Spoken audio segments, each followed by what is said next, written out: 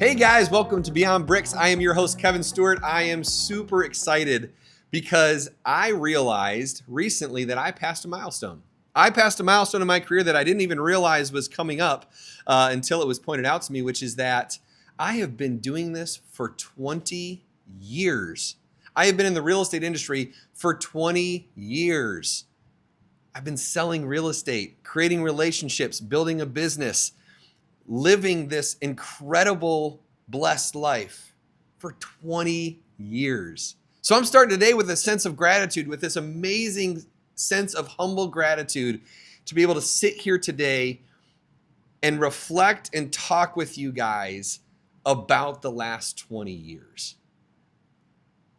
I came up with 20 lessons. I think it's 20 for 20. Myself and EJ were laughing right before this episode started about how this is like ESPN's 30 for 30. And EJ said, yeah, but better. And I went, whoa, I'm not sure about better because 30 for 30 is incredible. But hopefully this can be something that's a resemblance of that, because I'm going to break down the 20 lessons that I've learned over the last 20 years.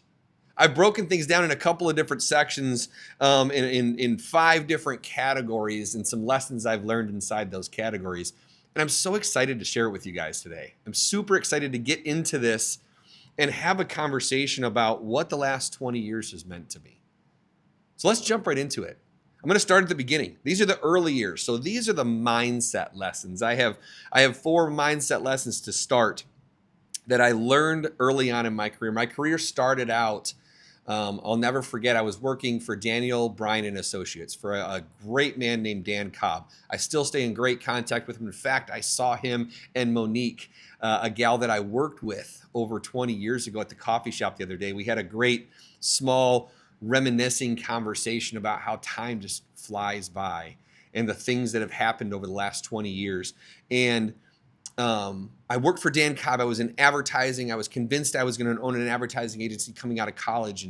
And Dan actually pushed me into getting into this industry. Not directly. It was very indirect, but I wanted to be him. I wanted to be the boss in charge. And he told me, and he proved to me, he said, Kevin, you can't have my job because you're not capable of doing it.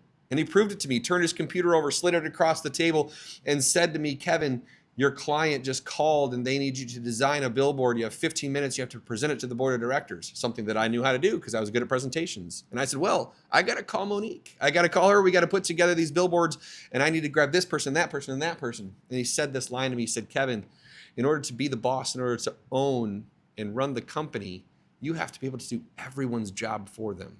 You have to be able to do every job inside the company. That's what being an owner is all about. You have to be that person. And he said, I don't doubt that one day you're going to have the ability or option to own a company, but I'm not convinced that advertising is it. And guys, he was right, because I didn't have the technical capabilities. I would have to go back to school. I'd have to learn to be a designer. I'd have to learn to do all these things because I didn't know. I was in my early 20s. I was just this young, excited, wide-eyed 20-something that thought I could do anything. But what I didn't realize is what it actually took. I was seeing it through the lens of a 22-year-old and not the lens of now a 42-year-old.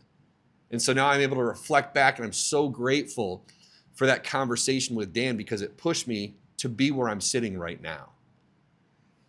And so the early years, this is the mindset lessons that I've learned. The first lesson that I learned, which is just that, which is start before you're ready.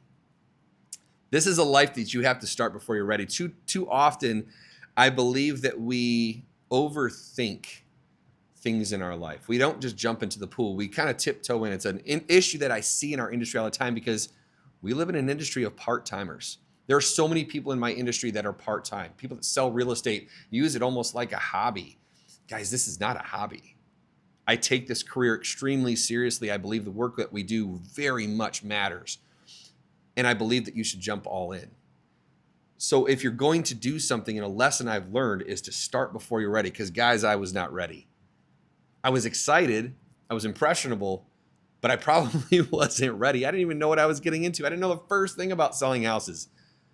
But a lesson that I learned is that I learned to just jump in and figure it out. You're never going to feel 100%, but you have to find a way to jump.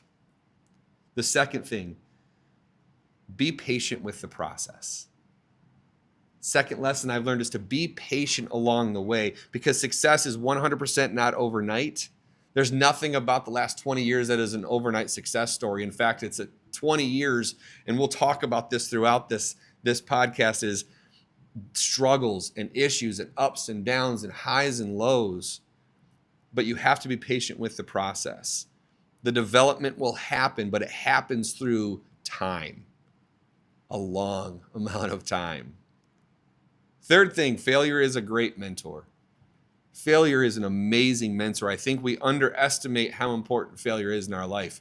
When I got into this industry, the first year I remember calling my father, and I said, Dad, I am going to absolutely crush this industry.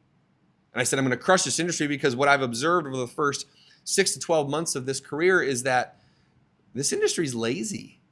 People in this industry are inherently lazy. They don't work hard. They don't even know what that looks like. Dad, I'm going to outwork everybody. I am just going to work harder. So that's what I did. I worked really hard. That was in 2006.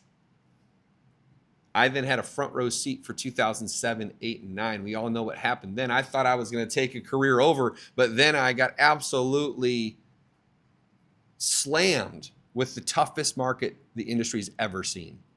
It was so brutal. I'll also remember another conversation with my father where I'm sitting, I'm in an apartment at the time. I am broke. And when I say broke, I am broke. I have no money to pay my rent. I don't know how I'm going to pay any of my bills. My credit cards are through the roof. And I'm doing everything I can just to survive. And I called my dad and I said, Dad, I think I need to get a real job. I called it a real job. I've always kind of joked about the real job because at times this doesn't feel like a real job. I enjoy it so much. It's so fun that at times it doesn't even feel that way. It's a career and it's so different. It's so different than anything else you can do. And I said, I don't know, Dad, maybe I need to go get a corporate job because I don't think I can hang on any longer. But failure and the feel of failure is a great mentor. My father told me, Kevin, what do you need? What do you have? And I went through it. We went through the math. We went through hey, I've got some deals. They just haven't closed because this market's so difficult. He said, just hang on. What do you need? And he helped me. My dad helped push me to stay in this career and push me through those early years because he saw that I had greatness in me and he saw that my potential was super high to be successful in this industry, and he wouldn't let me stop. He wouldn't let me quit. But that failure that I was feeling and experiencing, that has been one of the greatest mentors of my life because it forged me into who I am today. I got through those markets. I was able to have a conversation with somebody yesterday and use some of that experience from 2008, 9, and 10 with somebody who is having a very difficult time in their life. What a blessing to have that. I didn't even realize it was happening, but those failures that I've had throughout my career have taught me some of the biggest lessons that have made me who I am. The fourth thing, stay super curious. You have to be teachable. Just like Ted Lasso says, you guys know how much I love Ted Lasso.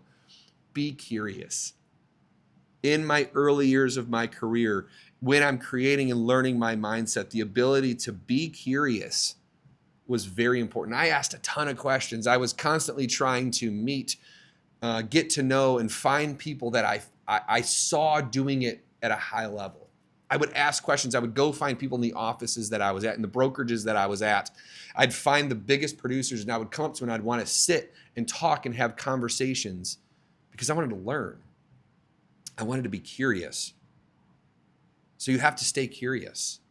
Curiosity is so important. If you're not being curious, you're on the way, you're declining. If you're not growing, if you're not learning, you are declining. There's just a reality. The world is moving at a super high pace, and if you're not learning new things, you are in huge trouble. So you have to stay super curious and stay teachable. Those are the early phases of my career, the days when I was at Real Estate One, when I then chose to move over to Remax, which is a huge part of my career.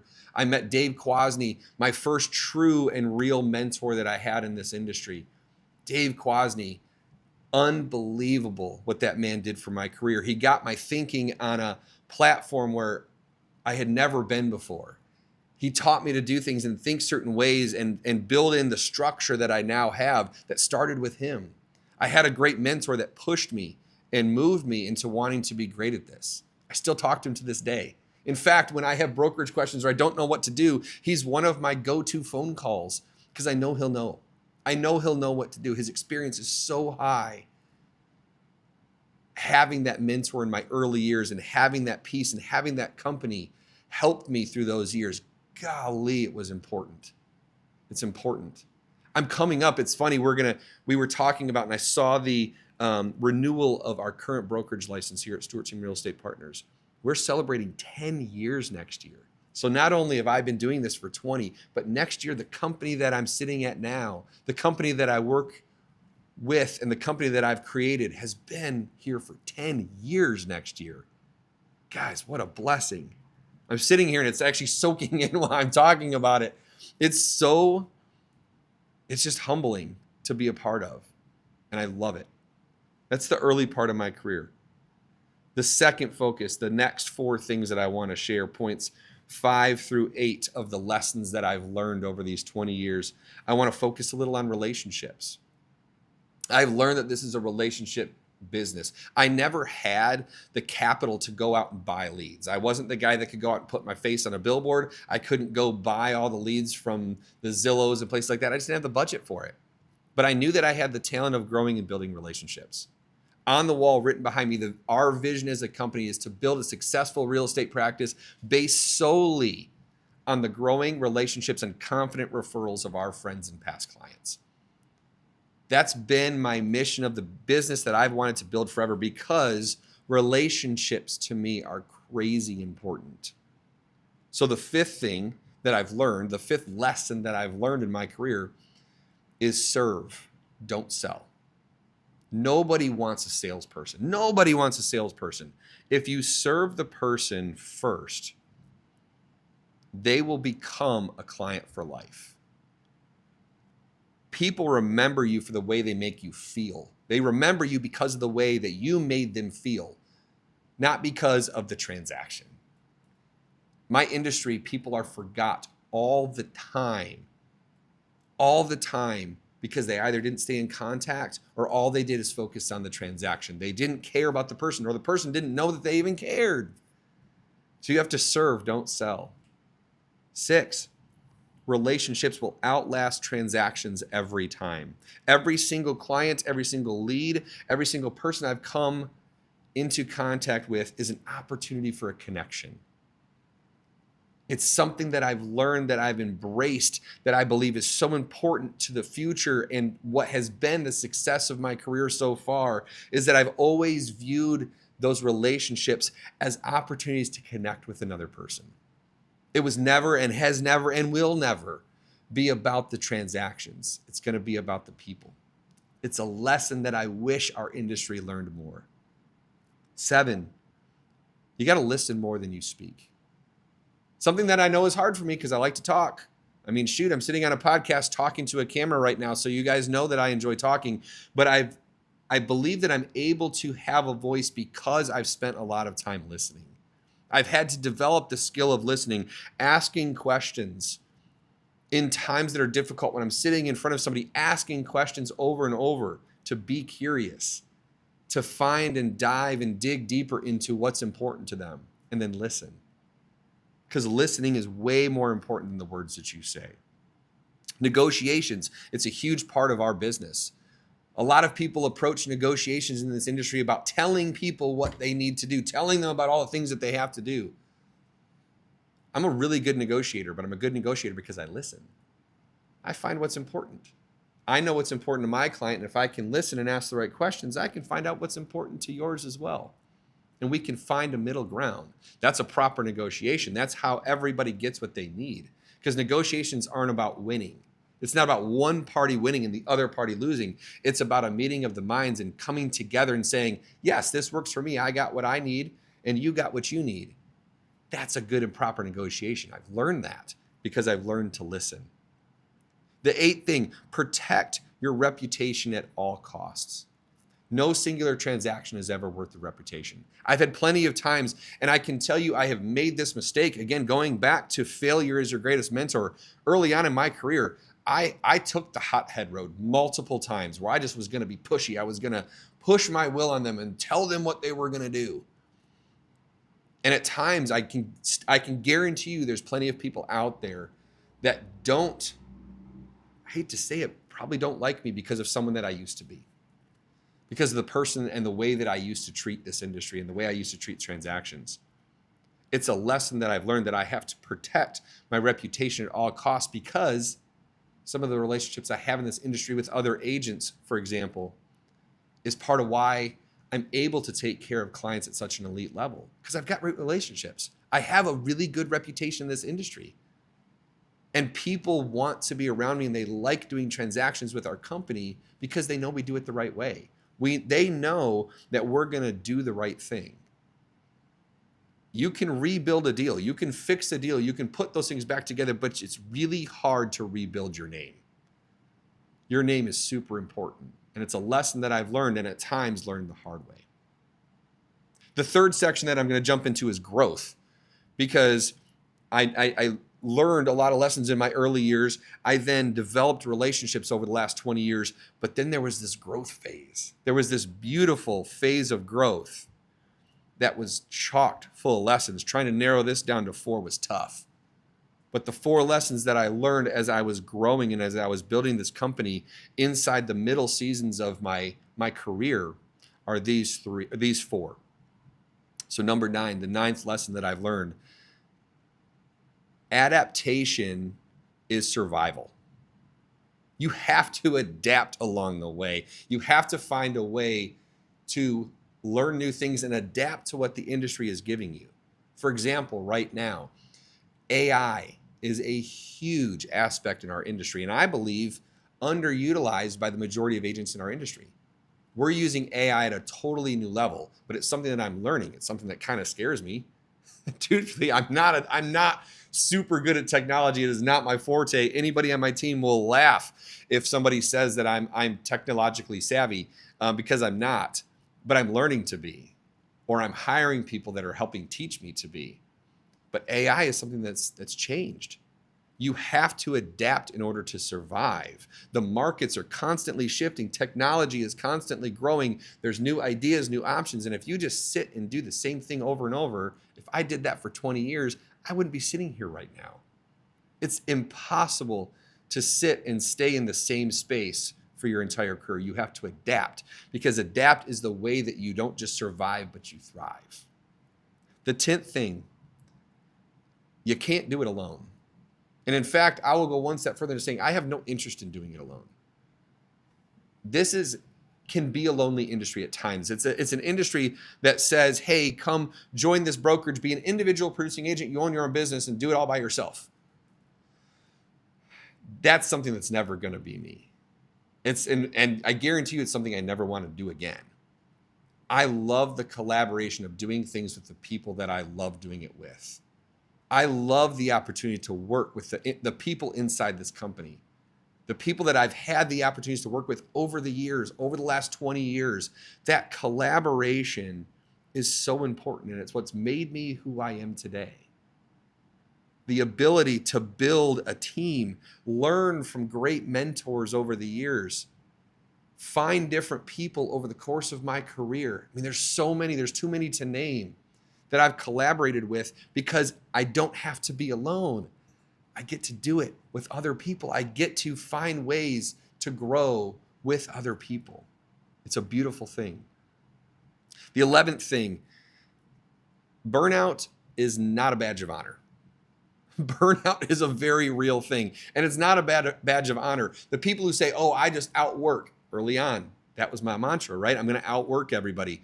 And so I prided myself on being the first person in, last person out, late nights, lights off. I remember watching these shows and glorifying these individuals who would stay late at night, and you'd see the big bright lights of the big city behind them because they're working late at night. And I glamorized it. I thought it was the way to be successful. It's not. Burnout is real. You can absolutely crush the dreams of your success by approaching it that way. I now know that it's about balance. I know it's about having balance of life, balance of relationships, balance of time. It keeps you away from the burnout. You have to take rest. We just recently did an episode about the pause. You have to have constant, built-in, and intentional rest in order to maintain a successful career. 12th, you got to master the boring. Great businesses are, to a degree, boring. There's parts of my day that if you guys saw, you go, holy cow, that's super boring because he does the same thing over and over. 100%. That's how I know I'm going to maintain a successful track record, is because I do the boring things consistently. Now, I have a ton of fun. I have a ton of fun. It's my favorite thing. I mean, it's right there, right on the wall of non-negotiables for our company. Have fun. So I love celebrating along the way. I love having a good time, but I master the boring things, systems, follow-ups, the consistency, the small things that we do every day that a lot of people feel and could see as boring. That's what makes you successful. That's what drives you to the next spot. And consistency in the boring is what creates freedom. What creates the balance that allows you to go to the next level. It's a lesson that I've learned along the way. Next, the next 4 things, 13 through 16, I want to focus a little bit on character. These are lessons that I've learned in leadership. These are lessons that I've had to learn along the way as I've grown as a man, as I've grown as a leader. Some of them are difficult, but they're lessons that I've learned along the way that have helped grow and build me into who I am today. So the 13th thing that I've learned is that integrity pays the best dividends. Always, always, always do the right thing. Again, it's a non-negotiable over there for a reason. Doing the right thing, we all know what the right thing is. We don't always follow it. I know I have, and I've had plenty of times where I absolutely did not do the right thing, and it's never paid off. It's never paid off in my career. It's always caused some resemblance of catastrophe. It's caused problems. It's caused issues. Now, there are things that I've learned from. Again, going back to problems are a huge mentor. Mistakes are a mentor. But integrity pays the best dividends. Doing the right thing, even if it costs you short term, things that could cost you minor, even financial problems along the way, they pay off big in the end, as long as it's doing the right thing. Doing the right thing is super important because your integrity and the person that you are is what leads to how you're going to be remembered. The 14th thing that I've learned, you have to be super calm in the chaos. My mentor, Ben Wilson, has told me for years, and in fact, his business partner, Blake Berry, I think I learned this one from him. Blake Berry once told me, he said, Kevin, you have to have the lowest blood pressure in the room, and everybody needs to know it. Great leaders have low blood pressure. At least they seem that way. You have to present that way. Because what people need from their leader, what people need from a great leader inside a company is someone who leads with peace and leads with hope. You have to create those things. Our clients need that. They need to hear my calm confidence inside the room. The amount of agents that I've heard over the years that I've coached, that I've mentored, that I've had on my team, and even myself at times early on in my career, I learned the hard way that when you escalate at a high level, everybody around you escalates. The people that are watching escalate. The customer escalates. If I have a call and a conversation with the client and we're up against a wall and I get upset, they're going to get upset. They're going to get frustrated. They're going to get angry. That's when bad things happen. That's when decisions are made in a bad light and bad decisions come out. But if I call them and I'm calm with low blood pressure and I tell them, guys, I got you. Everything's going to be fine. It's fine. I've got you. I've done this 1,000 times. Just trust me. We're going to make it. Everything goes down. People can think. They now can rationally think through what we need to do to make things happen. You have to stay calm in the chaos. It's a trait that I believe I'm now good at. I didn't used to be. But over 20 years, it's amazing how much you're able to grow into something like this. 15th thing, you got to own your mistakes. I have made massive mistakes along the way. Massive. I've made so many mistakes in my career on all sorts of different levels, and you have to own them. For a long time, I didn't want to own my mistakes. I wanted to hide behind them. I wanted to be bashful about them. I've learned to own those. One of the best things you can do when you make a mistake is to call the person or call the person involved or the people involved and say, hey, guys, I screwed up. I messed up. I didn't do this or I didn't do that, but this is what I'm going to do to fix it. This is what I'm going to bring to the table to make sure that never happens again. I've got a title relationship. Baron Hinsberger, he owns Sterling Title Agency. It's the longest standing business relationship I've had. In fact, I've had it all 20 years of my career. I've been working with Baron. The thing that I appreciate the most about Baron and his company is they've always owned their mistakes. Every single time I've had an issue or a problem that I've brought to him or brought to his team, to Missy Malley, the greatest processor, the absolute GOAT processor in this industry. She's the best. Anytime I've had an issue where things didn't go right, I've brought it to the two of them and they've come to me, owned the mistake, and presented the ways in which they're going to fix it, and then done it. It's why I've been so loyal to them. They have shown me this. They have shown me how important it is to own your mistakes and then find ways to correct them. Because nobody's perfect. They're not perfect. I'm not perfect. No one in this industry is perfect. Perfection is not possible. But honesty is. Honesty is always an option. And when you're honest about the things that have happened and the mistakes that you've made, and then finding ways to correct them, that's what provides real growth. The 16th thing that I've learned, and this is a big one. Your ego is not your edge. Ego has no place in this industry. Unfortunately, it's a massive part of this industry. I think a lot of the decisions that people make, the ways in which they advertise, the ways in which they make decisions in our industry is heavily, heavily ego-driven. People like seeing their faces on stuff. There is no other industry that puts their face on more stuff than the real estate industry. Why is that? When's the last time your attorney had his face on something? Outside of the billboards, maybe. You know, a lot of the, I'll call them the ambulance chasing attorneys. Most attorneys aren't putting their face on their business card.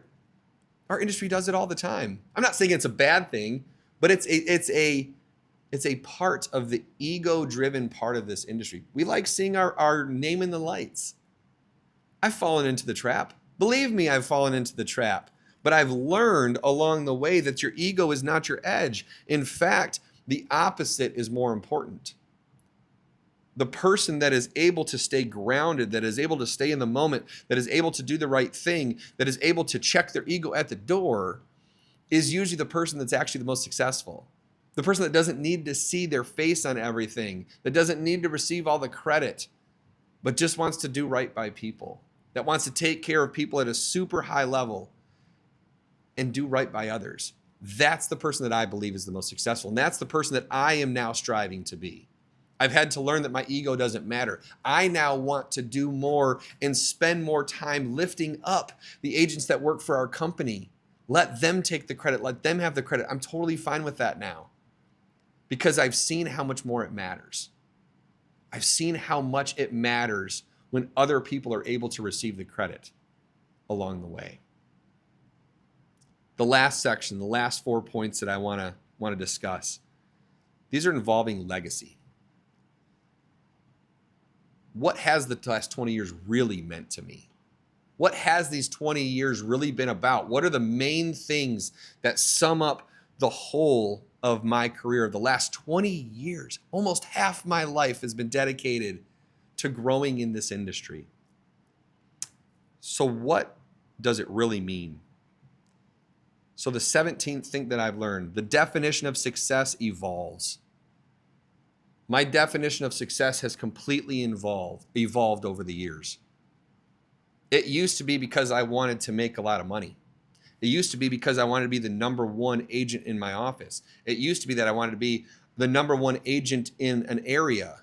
It used to be, I'm hearing a lot of ego over there. My definition of success has completely evolved. None of that matters anymore. The second half, the second 10 years of my career, and what I believe the future holds is that I don't need to seek status. I want to seek purpose. Status to me no longer matters. Purpose is all that matters. I want to have a purpose. I want to create an impact. I want to do things that are beyond this industry. And I want to leave a legacy. My definition of success has completely evolved and is completely different than it was 20 years ago. The 18th thing, you always have the opportunity to build. This industry, as we talked about before, is constantly evolving. The thing I like the best is I always have the opportunity to build bigger, better, and stronger. I've had times where I have torn apart this company, where I pulled it apart brick by brick and had the opportunity to put it together with the knowledge that I have behind me. And I'm able to put it together so much better. The team and the company that I have now is so great. I can't even say it enough. The amazing people that I have working with me right now are because I was able to retool and rethink and rebuild and be willing to build it back. And I know that the next 20 years are going to be so much better because of the foundation that we've built now, the foundation we have as a company, the non-negotiables that we live behind, the types of people that we are willing and not willing to hire. Those things are so important. But I always have the opportunity to build. I'm able to have a growth mindset. I'm able to think big. I'm able to throw things out there and ideas and goals that terrify me, that scare my team. But they're goals that I believe are going to happen. I 100% believe we're going to do those things. And I can't wait to be a part of it. The 19th thing, gratitude matters. Gratitude is so important. You have to be grateful for the things that are around you and for the experiences that you've had and the people that you've been around that have helped you grow. You have to show gratitude. The family that I've had that's backed me up my whole career. My wife who supported me every single step of the way. My parents who supported me, been my biggest cheerleaders. The family that I've chosen. My friends, the people I spend the most time with who are constantly trying to find ways to help me be successful. I'm so grateful. Thank you. Thank you, everybody who's given me the opportunity to do what I've done over 20 years. My heart is so full of gratitude. I can't say enough how much it matters to me that I have so many people that are willing to go to bat for me and are willing to stand behind me and willing to walk this journey with me. Because without those people, there's no way I am sitting in this chair right now. Gratitude matters. I'm so grateful. The last thing, the 20th lesson that I've learned is that greatness awaits. Greatness is ahead of me. I have not even begun to be the best version of myself. I'm just now, I believe, starting that journey. And greatness 100% awaits. The next 20 years are going to be epic. I absolutely believe that with my entire DNA, that the next 20 years are going to define the legacy that I leave on this earth. I know it. And I can't wait to see what that brings. I can't wait to see and meet and know and look back and reflect 20 more years from now on the people that took me to the next level and the people that I went to the next level with, because greatness awaits. I'm so excited to see what happens next. Reflecting back in the last 20 years has been so fun for me, and I'll continue to be grateful for all the lessons that I've learned, all the things that I've done, all the hardships, all the difficulties, all the things that have forged me into being the person that I am right now. But guys, greatness awaits. It's beautiful to know that I'm just getting started. Every single person out there, all of you, just like me, you have talents, you have things, you have ideas that you need to give to this world. This world is waiting for you to step into your best self. Guys, as I leave you today, always remember, go out into the world and be yourself because the world needs you. Have a good day.